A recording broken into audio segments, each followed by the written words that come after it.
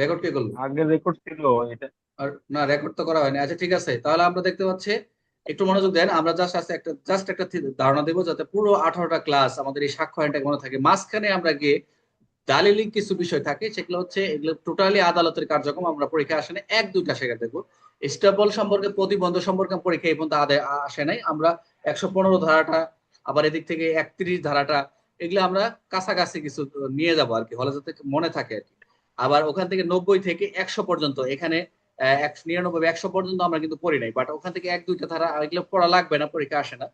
যেটা উইলের ক্ষেত্রে আর 101 থেকে তো আমরা একটা দায়িত্ব থেকে আমরা ভালো করে পড়ছি। তো এখন যে গল্পগুলো একটু খেয়াল রাখবো, প্রত্যেকটা গল্পের উদ্দেশ্য এবং সিকোয়েন্স গুলো একটু মনে রাখবেন, তাহলে মাথায় থাকবে। সাক্ষ্য আইনের গল্পগুলো দেখে মনোযোগ, প্রত্যেকটা এটি পিডিএফটা প্রায় এখানে 120টা পেজ আছে। আপনার দরকার আমি পিডিএফ দিয়ে দিব, পিডিএফটা দিয়ে দিব আজকেই। কিন্তু এটা আপনি নিজে পড়ার জন্য, যেখানে আটকিবেন যে এই গল্পটা কি ছিল বা এই ছিল, একটু একটু নোট করবেন। এটা আমি লেকচার দেওয়ার জন্য, আপনাদের মাথায় রাখার জন্য আমি তৈরি করা, আর অন্য কোনো কিছু না। আর এটার একটা সূচি তৈরি করছি খুবই চমৎকার করে। সাক্ষ্য আইনের একটা ধারা একটা করে উদাহরণ তৈরি করছি। এই সূচিটা আপনারা মাত্র মনে হয় 20 পেজ হবে, আপনি এটা টেবিলে রাখবেন প্রিন্ট দিয়ে। এটা আমি দিব। বাট এটা গল্প থেকে আমি শুরু করতেছি। প্রথম গল্পটা এটা একটু জাস্ট আপনাদের হিন্টস গুলা দিচ্ছে যে কার কি চরিত্রে কে কে থাকবে। আপনাদের গল্প এক, প্রথম মনোযোগ দেন সবাই, এটা একটু নোট করে ক্লাসের পড়ার শুরু তো নোট করবেন। এটা খালি গল্পটা মাথা রেখে। চরিত্রে কে কে থাকবে, সাক্ষ্য আইনের এখানে 1 থেকে 5 ধারা বোঝানোর জন্য আমরা 1 থেকে 5 পর্যন্ত বোঝাতে দেবো। এক থেকে আমরা কিন্তু 5-এ কিন্তু অনেকগুলো অপশন আছে, অনেক কিছু বিষয় আছে। চরিত্রে কে কে থাকবে, এখানে একজন বিচারক থাকবেন, যেটা হাকিম সাহেব হিসেবে আমরা ধরে নিব, ম্যাজিস্ট্রেট মহোদয় বা ম্যাজিস্ট্রেট স্যার থাকবেন। আর এখানে একজন পুলিশ অফিসারকে নিয়োগ করা হয়েছে রফিক নামে, যিনি আমাদের ক্লাসে থাকবে। রফিক ভাই নাম দেওয়া হয়েছে, রফিক, পুলিশ অফিসার রফিক। গোয়েন্দা হিসেবে আমরা রাখছি একজন জসিম হিসেবে, গোয়েন্দাতে এখানে গোয়েন্দাগিরি করবে এই পুরো গল্পের একজন জসিম নামে। আর সাক্ষী হিসেবে একজন রাখছি বান্টু সেলিমরা বলতে পারি বা সেলিম বলতে পারি। বান্টু সেলিম তো মাদকের সাথে জড়িত। হ্যাঁ, আমরা তো প্রশ্ন করছি মাদকের প্রশ্নে, সাক্ষী সেলিম। আর এখানে একজন মিথ্যা মিন্টু নামে একজন আছে, সে মিথ্যা কথা বলে সবসময়, সাক্ষী দেয়, মিথ্যা তথ্য তথ্য দেয়। আর এখানে আইনজীবী একজন মহিলা নিয়োগ করা হয়েছে, তার নাম হচ্ছে নীলা। হ্যাঁ। আর এই যে আমাদের ধারাগুলা কুট করবে, একটা পাখি আছে, সেটা হচ্ছে, পাখিটির নাম হচ্ছে টিয়া পাখি। ধারার মাস্টার, কোথায় কোন ধারা হয় সে কুট করে দিবে। তাহলে চরিত্রে কি কি পাইলাম? চরিত্রে পাইলাম সাক্ষ্য আইনে আমরা একজন ম্যাজিস্ট্রেট পাইলাম, একজন পুলিশ অফিসার নিয়েছি, গোয়েন্দা একজন জসিম নিয়েছি, গোয়েন্দা জসিম, সাক্ষী সেলিম, আর মিথ্যাবাদী মিন্টু, আইনজীবী নীলা। কার কি চরিত্র আমরা তো গল্প করতে থাকবে, আমরা এগুলা পরের প্রশ্ন করবো। আমরা প্রথম দৃশ্যটা দেখে আসি। একদিন বিচারপুর শহরে একটি মূল্যবান সোনার মুখ, পুরো গল্প 18টা গল্প তৈরি করা হয়েছে, গল্পগুলো মনে রাখবেন। একদিন বিচারপুর শহরে একটি মূল্যবান সোনার মুকুট চুরি হয়ে গেছে। এখন বিচারপুরে মূল্যবান মুকুট চুরি হয়েছে একটা, এখানে সবাই আদালতে হাজির হয়ে গেছে।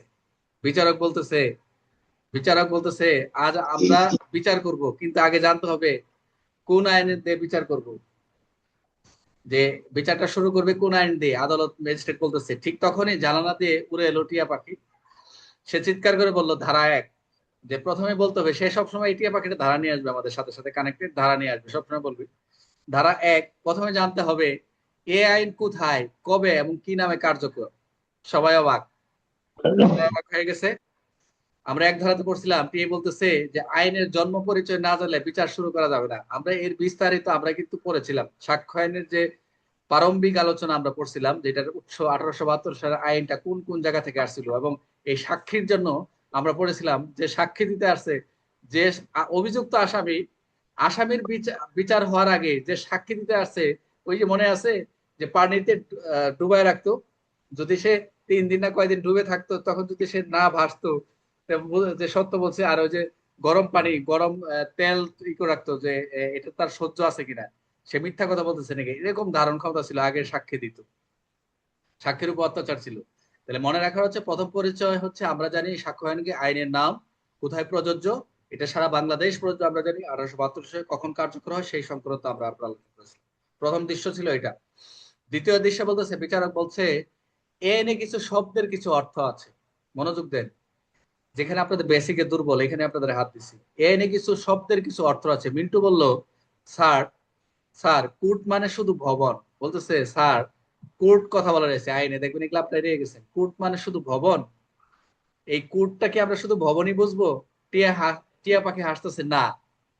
এই দুই ধারায় বিশেষ অর্থ হচ্ছে, একটা ট্রিক আছে, বলতেছে দুইজন কথা বললে আগে শব্দের অর্থ বুঝতে হবে।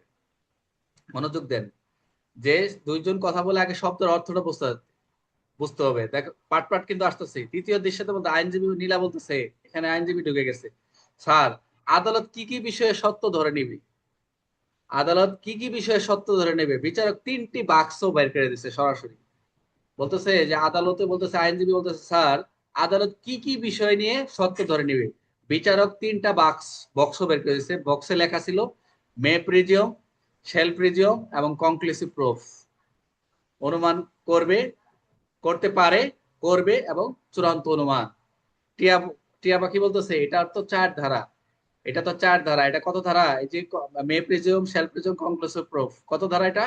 চার ধারা। মিন্টু বলতেছে যে এই তিনটা বাক্স কিন্তু ধারা চার। এই তিনটা বক্স কিন্তু ধারা হলো চার, মানে সবাই হাইসা উঠছে। বক্স দিছে তিনটা কিন্তু ধারা দিছে চার, মানে চার ধারা আমরা বলছি। তাহলে আদালতের নিয়মটা কি মনে রাখার জন্য আমরা পড়েছিলাম কি, যে চার দেয়ালের আদালত তিন ভাবে সত্য ধরে নিবে। মনোযোগ দেন, চারটা দেওয়ালের তিন ভাবে সত্য ধরে নিবে, মে প্রিজিয়াম, শেল প্রিজিয়াম, কনক্লুসিভ প্রুফ। মনোযোগ দেন, এগুলার ব্যাখ্যা আবার সুন্দর করে উপস্থাপন করছি, খুবই মজার, মনে রাখার মতো। চতুর্থ দৃশ্যতে গোয়েন্দা জসিম যিনি ছিলেন একটি পুরনো চিঠি নিয়ে আসছে, একটা পুরনো চিঠি নিয়ে আসছে, অনেক পুরাতন। মিন্টু বলল এই চিঠিতে অনেক গল্প লেখা আছে, এই চিঠিতে অনেক গল্প লেখা আছে, সব আদালতে পড়া হবে। বিচারক বলতেছে না, বিচারক বলতেছে না, একটা চিঠি নিয়ে একটা চিঠিতে অনেক গল্প লেখা আছে কিন্তু সবাই আদালতে পড়বে। বিচারক বলতেছে না, আমরা পড়বো না, শুধু মামলার সাথে সম্পর্কিত অংশই পড়া হবে। আপনি একটা ঘটনায় নিয়ে আসেন অনেক চিঠি, একটা চিঠি অনেক গল্প আছে, আমরা নিব না, কিন্তু মামলার সাথে সম্পর্কিত অংশই পড়া হবে। আপনার বুঝে ফেলছেন যে কোন ধারাটা হবে। রিলিভেন্ট ফ্যাক্ট, বিচার্য বিষয় এবং প্রাসঙ্গিক বিষয়ে সাক্ষ্য দেওয়া যাবে, আদালতে অন্য কোনো বিষয়ে সাক্ষ্য দেওয়া যাবে না। এই দুইটা বিষয় ছাড়া অন্য কোনো বিষয় গ্রহণযোগ্য নয়। এটা হচ্ছে রিলিভেন্ট ফ্যাক্ট, 5 ধারা। শুধু ফ্যাক্ট ইন ইস্যু এবং রিলিভেন্ট ফ্যাক্ট, বিচার্য বিষয় প্রাসঙ্গিকভাবে প্রমাণ করা যাবে। এটা মনে রাখার জন্য 5 আঙ্গুল দিয়ে শুধু দরকারি কাগজ ধরো। এই যে স্যার কথা বোঝা যাচ্ছে না স্যার। এখন শোনা যাচ্ছে? বোঝা যাচ্ছে তো কথা। তাহলে এই 5 আঙ্গুল দিয়ে বুঝাইছে, এই 5 আঙ্গুল দিয়ে শুধু দরকারি কাগজ ধরো। বলতেছে আমি যে এইটা ধরলাম, এই দরকারি, এই পাঁচটাতে আমি দরকারি কাগজ ধরছি। বুঝতে কি 5 দ্বারা বলছে বিচার্য বিষয় ও প্রাসঙ্গিক বিষয়ে সাক্ষ্য দেওয়া যাবে, নট আদার্স। এবার তাহলে 3 কোথায়? বলতেছে আপনারা যে 4 ধারা পড়লেন আর 5 ধারা পড়ে গেলে, এবার 3 কোথায় রাখলেন? মিন্টু জিজ্ঞেস করলো, স্যার 3 ধারা গেল কোথায়? মাঝখানে আপনি 1 পড়লেন, 2 পড়লেন, পড়ে যে 4-এ 5-এ চলে গেলেন, স্যার 3 ধারা কোথায়? বিচারক হাসতেছে, বললেন এটা একটা বিশাল অভিধান।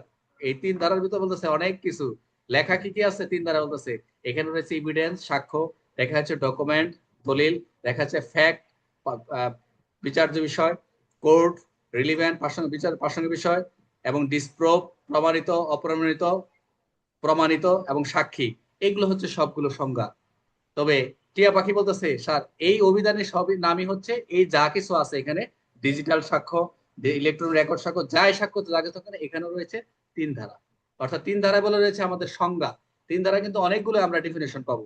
অর্থাৎ এই 3 নাম্বারেই আমরা এই সংজ্ঞাগুলো আমরা এই বিচার শুরু করার আগে বলতেছে, এই টিয়া পাখি বলতেছে যে আপনারা যে এই বিচার একটা করবেন, এই যে আপনার স্বর্ণ যে চুরি হয়েছে, সবাই যে আদালতে হাজির হয়েছে, এই বিচার করার আগে, শুরু করার আগে সব শব্দের অর্থ জানতে হবে।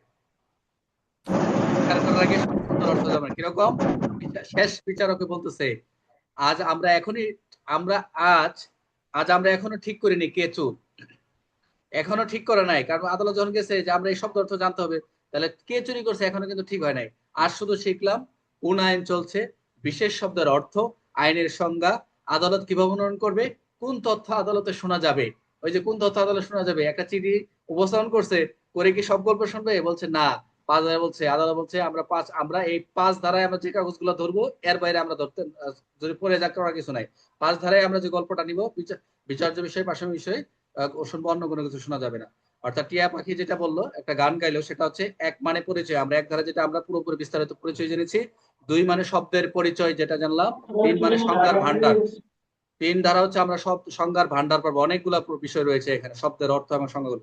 চার মানে আদালতের বিচার, চার মানে আদালতের বিচার। পাঁচে শুধু প্রাসঙ্গিক কথা বলা রয়েছে, তবে তবে এখানে হবে ন্যায়ের ব্যাখ্যা, ন্যায়ের ব্যাখ্যা ছাড়া আমরা কোনো কিছু জানতে পারবো না। তাহলে আমরা একে কি বললাম, আইনের নাম, প্রয়োগ, কার্যকারিতা, প্রথম পরিচয় দেখলাম, বিশেষ শব্দের অর্থ, ব্যাখ্যা সংক্রান্ত দুই দ্বারা অর্থ বোঝাবে, তিন দ্বারা ফ্যাক্ট, এভিডেন্স, কোর্ট এবং ডকুমেন্ট প্রুফ ইত্যাদি তিন ধারা আমরা সংজ্ঞাগুলো পড়বো।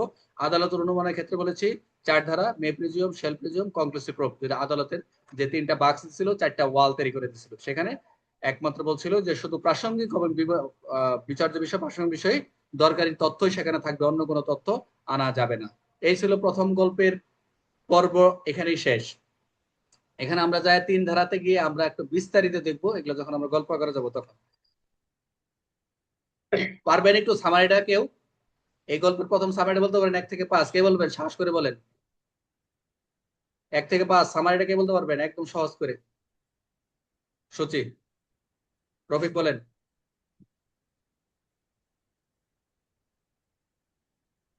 রফিক বলেন। স্যার, এই 1 থেকে 5 পর্যন্ত বলেন তো, সূচিটা কি কি বললাম? এক মানে পরিচয়, দুই মানে শব্দের পরিচয়, তিন মানে সংজ্ঞার ভান্ডার, চার মানে আদালতের অনুমান, পাঁচ মানে আদালত বিচার্য বিষয়। এ পর্যন্তই তো স্যার। আচ্ছা, এটা কি সংশোধনের 25 না 2025 সংশোধনীয় নাকি 22 সালের সংশোধনী? 22 হবে, 22 স্যার, 22। হ্যাঁ 22 হবে, রাইট। 22 করে দিচ্ছি, সমস্যা বাইশ। নেই। আচ্ছা 22 হবে, রাইট। আচ্ছা দেখেন, যে আমরা তিন ধারা যে সূচিগুলা দেখবো, আমরা যেটা বলছি যে আদালতের সংজ্ঞার কথা বলা রয়েছে, ফ্যাক্ট তথ্যের সংজ্ঞার কথা বলা রয়েছে, ইন্দ্রিয় গ্রাহ্যের কিছু বিষয় রয়েছে, মানসিক কিছু অবস্থার কথা আমরা যেগুলো বলছিলাম, যে বিষয়গুলো বলছিলাম, তারপর বিচার্য বিষয়, প্রাসঙ্গিক বিষয় সম্পর্কে রয়েছে, এগুলো একটা খুব সহজ করে দিছে। এবার এবার আলোচনায় একেবারে খুব সহজভাবে উপস্থাপন করছি। দলিল, দলিলের কিছু উদাহরণ দিয়েছিলাম। তারপর হচ্ছে আপনার কি কি বলেছিলাম, এখানে আমরা সাক্ষ্য সম্পর্কে বলছিলাম, মৌখিক সাক্ষ্য, দলিলগত সাক্ষ্য, ফরেনসিক সাক্ষ্য যেটা আসছে পরবর্তীতে, তারপর ডিজিটাল সিগনেচার, ডিজিটাল সিগনেচার সার্টিফিকেটের কথা বলছিলাম, তারপর হচ্ছে আপনার সার্টিফিকেট অথরিটি সম্পর্কে বলছিলাম, প্রমাণিত বললাম, অপ্রমাণিত বললাম, না প্রমাণিত না অপ্রমাণিত যেটা বলছি। এই সংজ্ঞাগুলো মোটামুটি কিন্তু চলে আসছিল, যেগুলো ইন্দ্রিয় গ্রাহ্য যে বিষয়গুলো, আমরা এগুলো এই সংজ্ঞাগুলো এখানে যেগুলো আছে ভালো করে অর্থগুলো পড়বেন। আজকে গিয়ে আজকে বাসায় খুলবেন, যে কোনো সংখ্যাগুলো বাদ দেওয়া যাবে না, কারণ পরীক্ষা কিন্তু এমন জায়গাতে প্রশ্ন করতেছে, খুব কাছ থেকে প্রশ্ন করতেছে, কিন্তু আমরা এগুলো এড়িয়ে যাচ্ছি, বেসিক দুর্বলের কারণে আমরা কিন্তু এড়িয়ে যাচ্ছি। আমরা গল্পে দুয়ে যাব একটু কষ্ট করে, না আমরা সূচিতে যাব?